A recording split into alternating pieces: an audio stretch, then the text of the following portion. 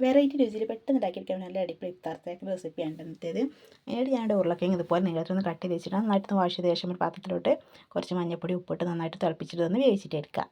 ഒരു ഹാഫ് കുക്കായിട്ട് വരുന്ന സമയത്ത് നിന്ന് ചട്ടിയിൽ നിന്ന് കോരിയിട്ട് മാറ്റാം. ഒരു പാനിലോട്ട് കുറച്ച് എണ്ണ, അതുപോലെ അതിലോട്ട് 2 സവാള ചെറുതായിട്ട് കട്ട് ചെയ്തത്, 4 അല്ലി വെളുത്തുള്ളി, ഒരു ചെറിയൊരു കഷ്ണം ഇഞ്ചി, ഒരു പച്ചമുളക് ചെറുതായിട്ട് കട്ട് ചെയ്ത് കൊണ്ട് ചേർത്ത് നന്നായിട്ട് വഴറ്റിയിട്ട് എടുക്കാം. അടുത്തതിലോട്ട് 1/4 ടീസ്പൂൺ മഞ്ഞൾപ്പൊടി, അതുപോലെ തന്നെ 1/2 ടീസ്പൂൺ കുരുമുളക് പൊടി, 1/4 ടീസ്പൂൺ ഗരം മസാല, ആവശ്യത്തിന് ഉപ്പും കൂടി ചേർത്ത് വീണ്ടും ഒന്നുകൂടി വഴറ്റിയിട്ട് എടുക്കാം.